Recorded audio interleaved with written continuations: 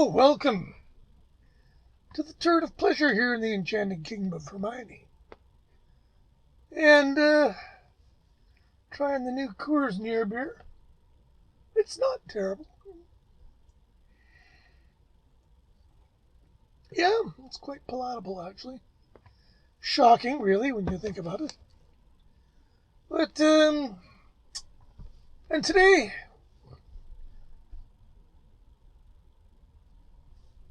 we're going to talk about Iggy and the Stooges.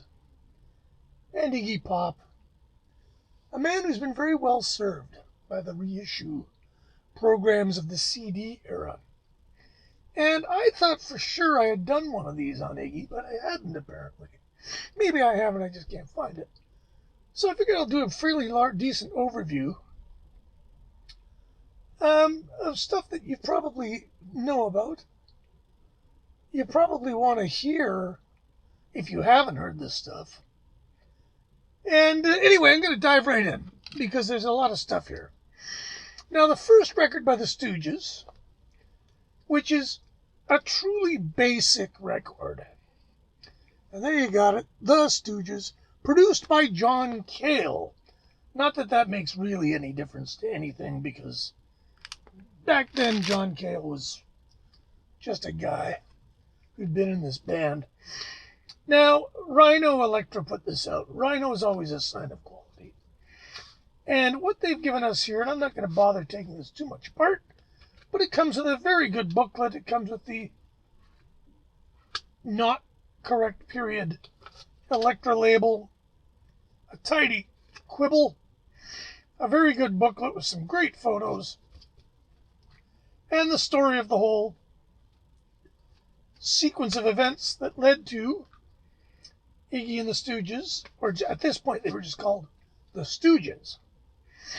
And they were signed to Elektra Records almost as an afterthought when Elektra went out to Detroit to sign the MC5. The MC5 said, you might want to check out our little brother band, as they called them.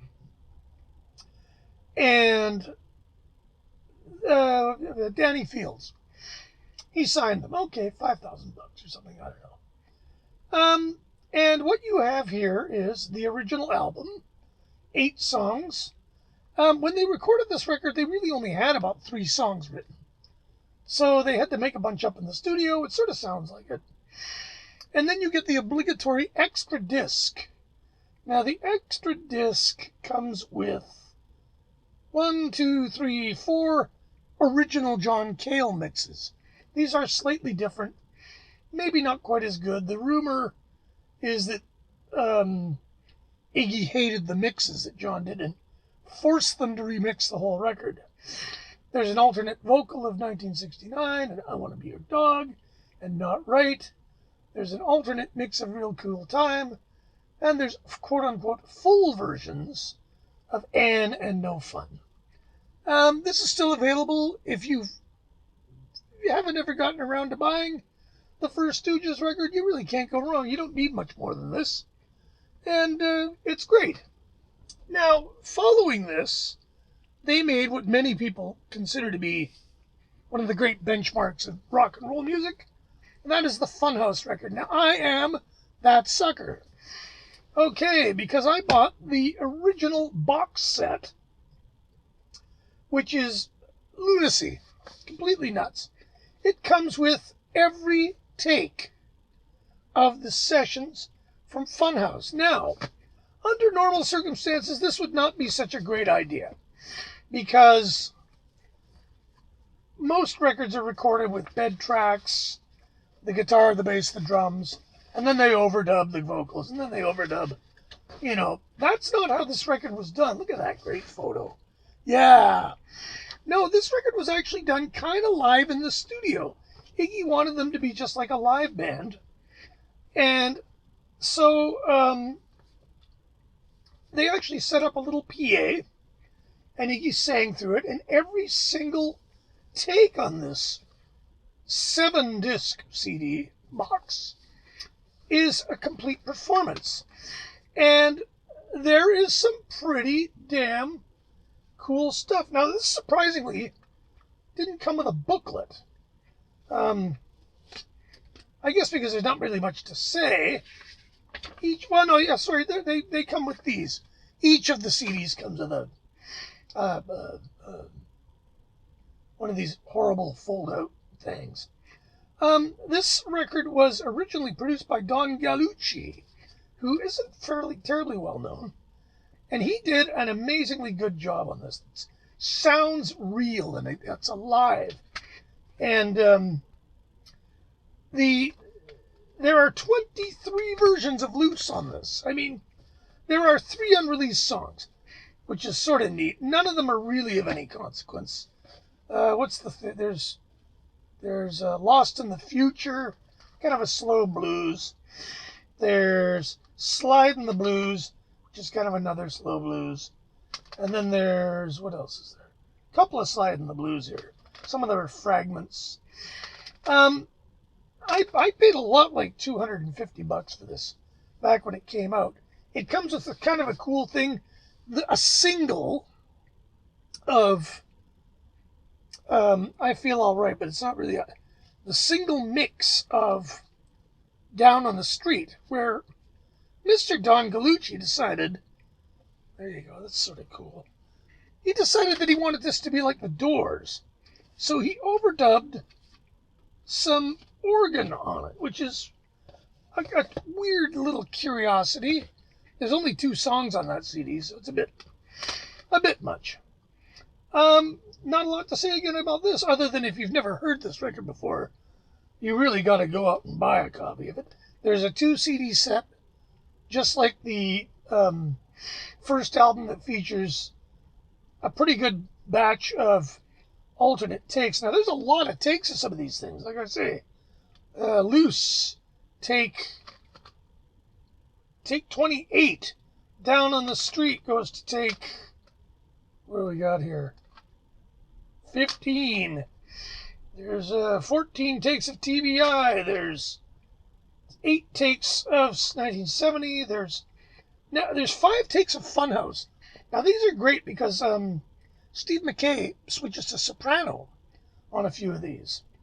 And same with, I think it's Dirt has got some interesting ones too. But what I really wanted to hear, and what I actually kind of bought this for, because I am that sucker, was LA Blues, which on this edition is called Freak. Now, this record was supposed to be a living representation of what a Stooges set was like. So it's supposed to be exactly what it was like to see them live.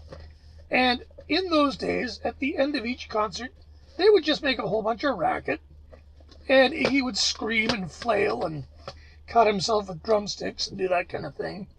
And the band would just play this sort of free-form noise. Now, the original on the album is about 5 minutes long, and I think they even overdubbed drums on it because they didn't have quite the abandon they wanted.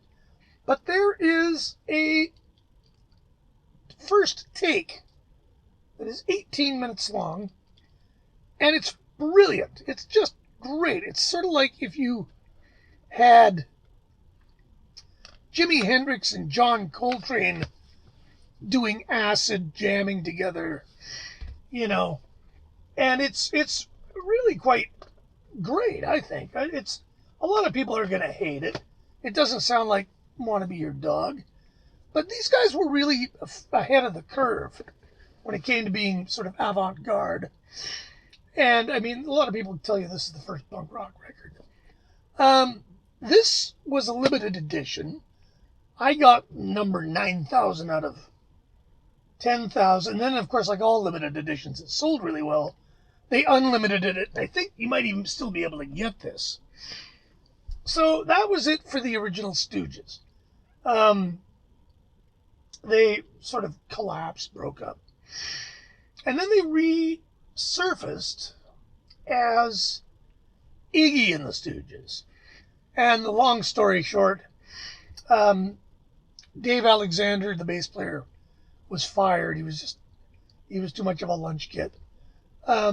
James Williamson joined the band on guitar, and they went to England under the auspices of Main Man Management, which was David Bowie's management company. And they searched all over England for a rhythm section, that would do justice to the Stooges sound, and they couldn't find one. So, after having basically let the Ashton brothers go, they invited them to come back, and Ron switched to bass guitar, which he was equally adept at. He's a terrific lead guitarist.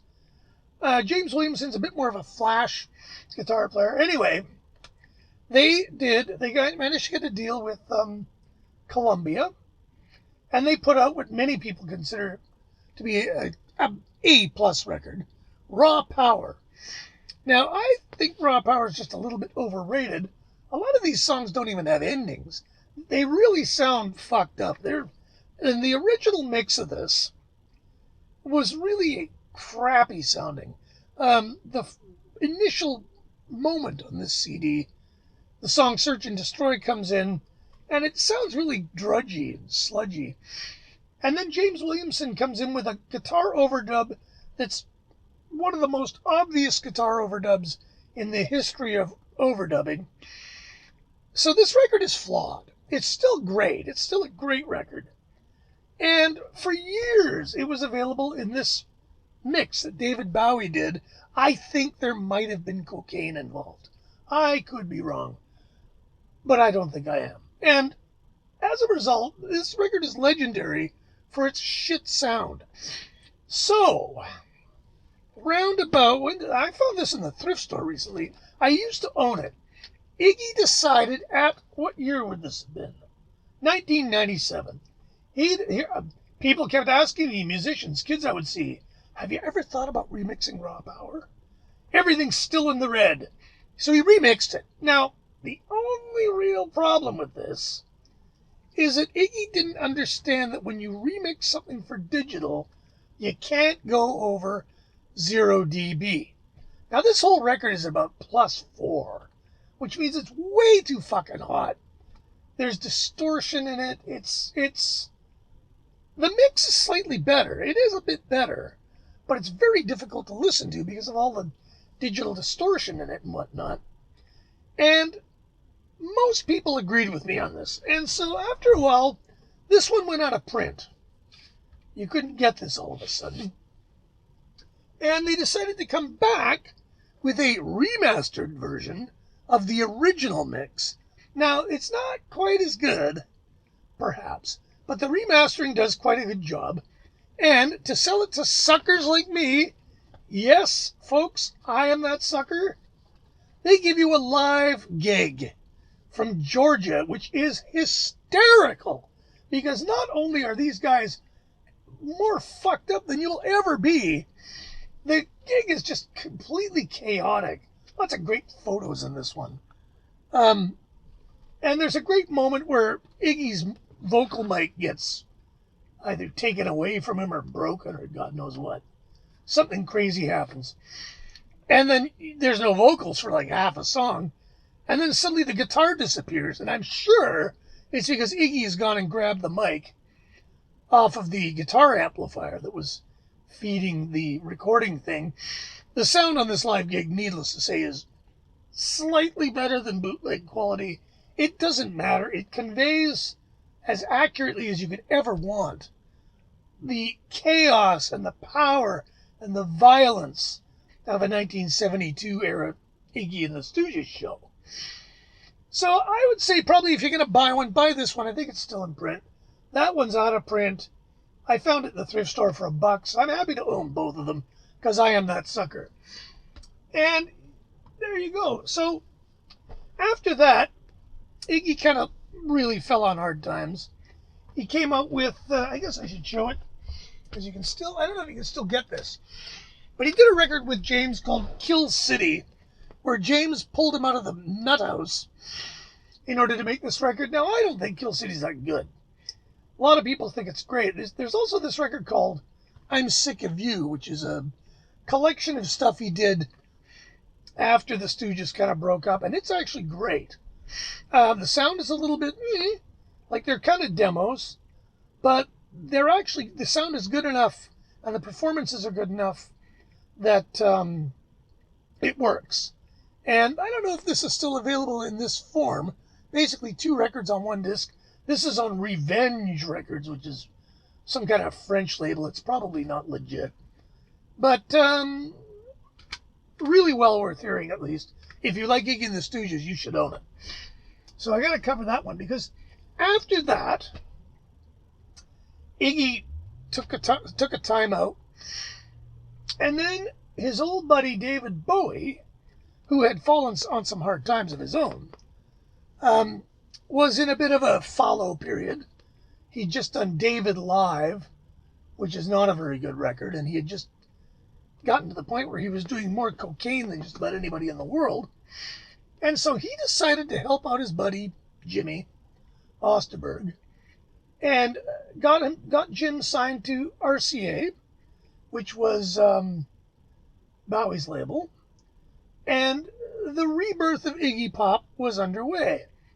And he did 3 records for RCA, and the whole catalyst for this particular show today is this fairly new Iggy Pop, The Bowie Years. Now, it is not exactly the most accurate title, because he did more than just this with Bowie. He did the album Blah Blah Blah, but that wasn't on RCA. Now, if this was me putting this out, I would call it the RCA Years, but the sideways monolith of UMC, I guess I don't know why they don't want to acknowledge that RCA exists. But anyway, he signed to RCA. He did 3 albums. Now, this is a great little box.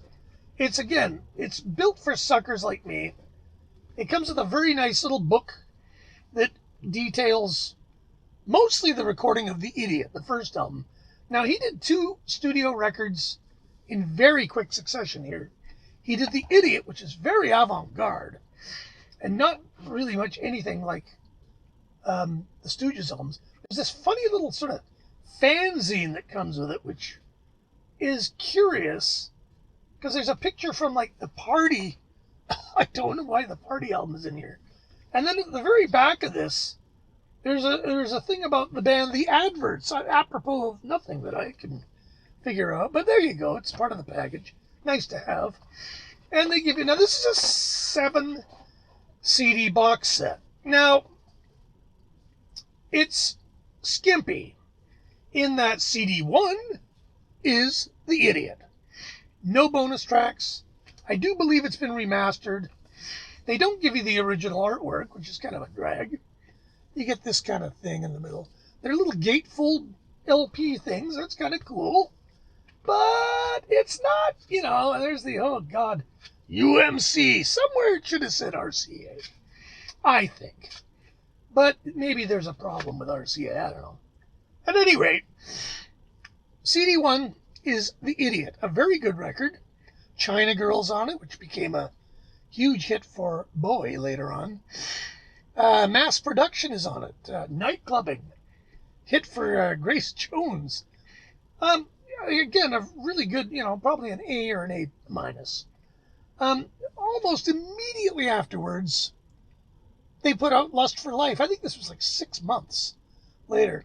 Lust for Life is a bit more of an up-tempo record, a bit of a happier record, I think you might say. Again, you have this kind of nothing in her sleeve. The credits of the musicians are in the book, which is annoying. And the reason for this is that The Idiot originally never had any musician credits. So we didn't know who played on it. And apparently The Idiot was done in the Honky Chateau. The Chateau, I can't remember the proper name for it, in France. And it was just Bowie and Iggy. And so they needed a rhythm section. And they press ganged the engineer in as a bass player. And he went out and found a drummer friend of his. And they were the rhythm section, but they're not credited on the record. And I do believe Phil Palmer played guitar. But then also Bowie's session band from the Low era, Dennis Davis and George Murray, they're also credited as being on every song. So both these rhythm sections are credited with being on every song. I'll bet they're not, but it's as clear as mud, although these guys do finally get their names on it anyway, because they never did before. Now, these 2 records came out, like I say, in very quick succession, and they didn't do very well in the marketplace, largely because of the death of Elvis Presley. And if you're going, huh? That's because when Elvis died, the demand for his stuff became overwhelming for RCA. So every pressing plant they had, every source of vinyl was mobilized into making Elvis product and only Elvis product. As a result, when Iggy took this band on the road with David Bowie as his keyboard player initially, which is pretty cool, nobody could buy the records. He'd go to Kansas City, there'd be no records in the stores. This annoyed the fuck out of both of them. And as a result, Iggy had decided RCA was not for him. So he owed them one more record. So he put out the album TVI Live, which is a dreadful sounding, expedient piece of crap, really. There's TVI was on it, Fun Time 16. I Got a Right is on it now. But the sound is just Lust for Life, Dirt, Nightclub, and I Want to Be Your Dog. Half of this is with Bowie in the band. Half of it has not even got Bowie in the band. So it's kind of like, okay. You do not need this record, believe me. But there it is. It's part of the box. Comes with it. Great. I might even play it one day. Then there's a CD of Edits and Outtakes. Now, this is getting to be common in this business. The Beefheart box set had a CD like this, and most of it was stuff that was not noticeably different from the originals. This is just like that. Now, what we have here is Sister Midnight mono single edit. Okay. Sister Midnight single edit. I'm assuming that's the stereo single edit. China Girls single edit. Dum Dum Boys alternate mix. Baby alternate mix. China Girls alternate mix.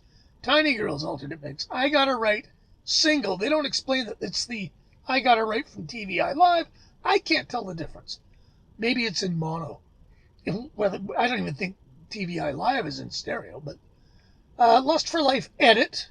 And then the only real interesting thing on this is interview with Iggy about recording The Idiot, which, believe it or not, I don't even think I've listened to that. But it'll probably be enlightening.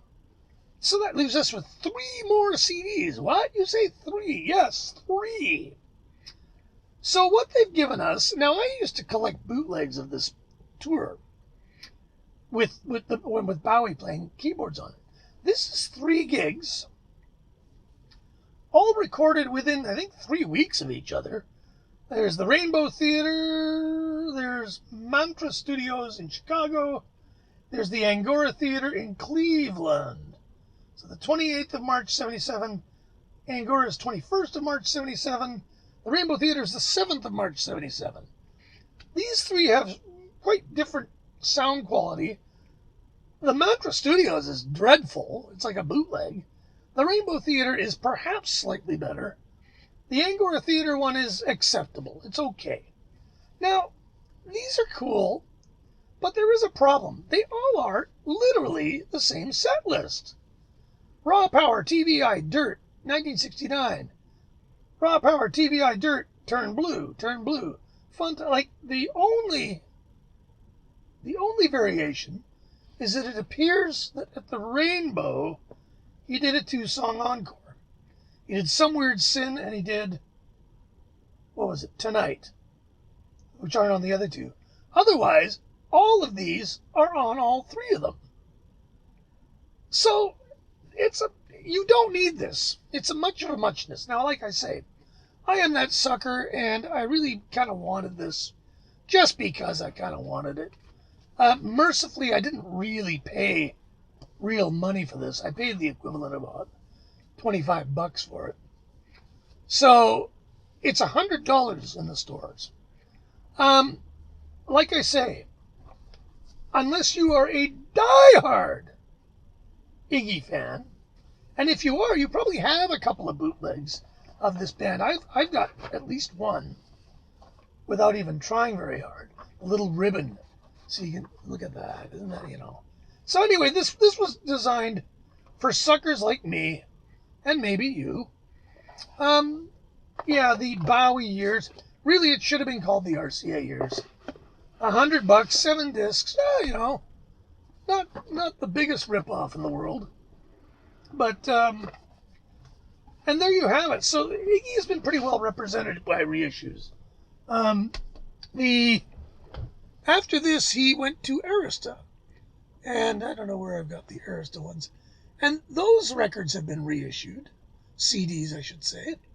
And they have been reissued with some extra tracks on them. Where are we here? Let's quickly zip them out just because, completeness sake. Here we got New Values. This came out on the Buddha series of reissues that RCA, I think it was, put it out. BMG, Arista, whatever.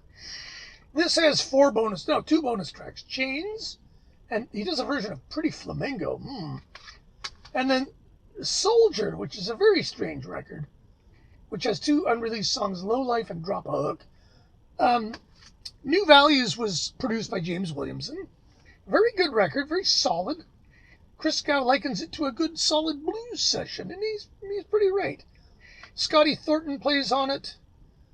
Klaus Kruger is the drummer. James plays a bit of guitar on it, not a lot.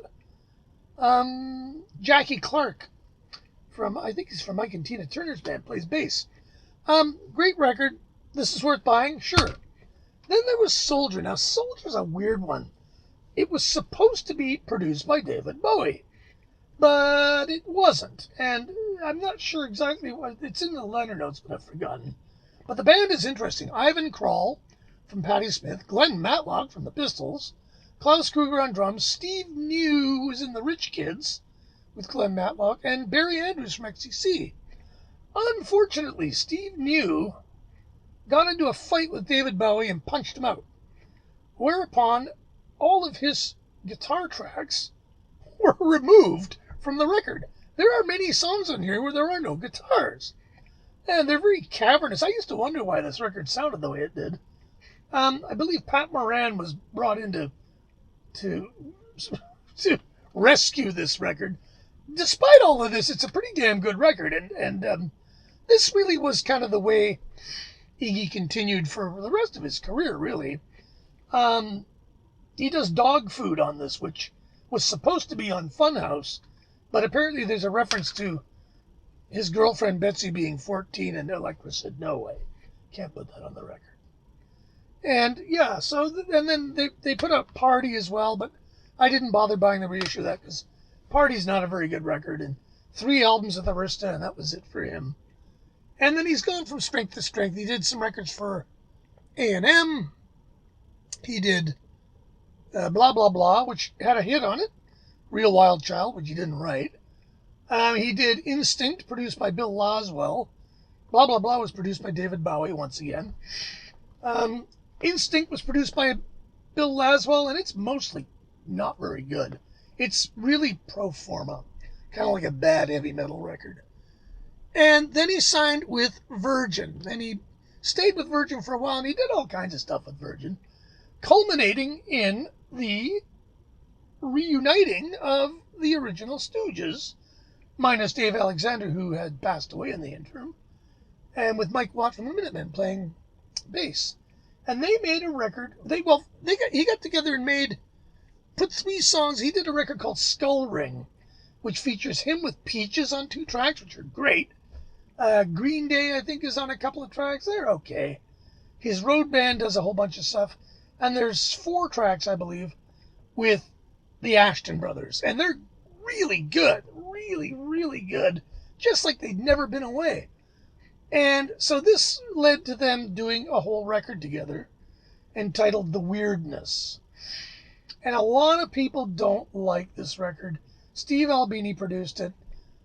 It suffers from what I call mix fatigue. It's like Albini set up a mix and just let it roll through. Steve McKay plays sax on it, which is great.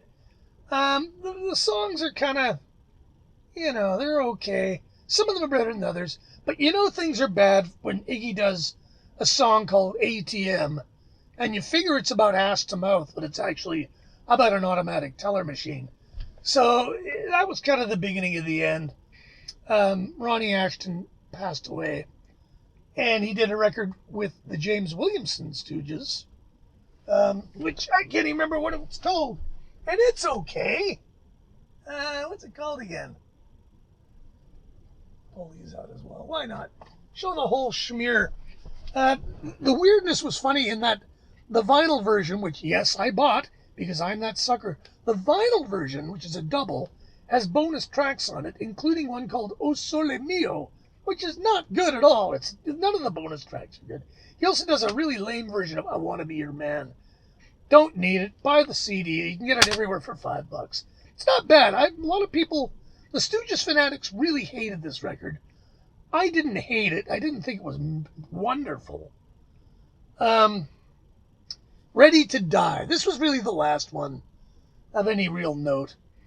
It's got a really dumb song called Double D's, which is about large breasts, which is pretty much what you would expect from Iggy. There he is with Dynamite on the cover. This is a pretty good record. Not bad. I forget who put it out. Fat Possum. And then he's been doing he's 70 odd now. He can't sing anymore. He used to have that baritone, what Christgau calls his horrible Vaughn Monroe baritone, and he's pretty much lost that now. And really, I think he's pretty much retired, which he should be. He's earned it. Lives in Florida, in relative comfort, I believe. When the Stooges reunited, they toured and toured and toured. And their rider, if you can find their rider, it's great. Because they had one monitor on stage with just the snare drum in it, which I think is a great idea. Anyways, there you have it. Stooges, new box set. You've been warned. You probably don't need it. The Funhouse box set, you probably don't need that either. But it's wonderful. And most of this man's work is got real merit to it. So I would say if you haven't heard any Iggy, you can't really go wrong with any of these records. Some are better than others. The man defines rock and roll to me. A lot of people call him the godfather of punk. And he was kind of a punk rocker before there were punk rockers. He's done every excess known to man. Drugs, alcohol, you name it. And he's still alive in his 70s. So he's a survivor. Everybody else in the original Stooges is dead after this Ready to Die record. Scotty Ashton passed away. So, yeah, there you have it. Hope I can provide some guidance for you neophytes in the world of the Stooges and Iggy Pop. So thanks for watching, and we'll talk to you later. Take care of each other. COVID is still raging, so don't let down your guard. Look after each other and all of that, and we'll talk to you next time. Take care.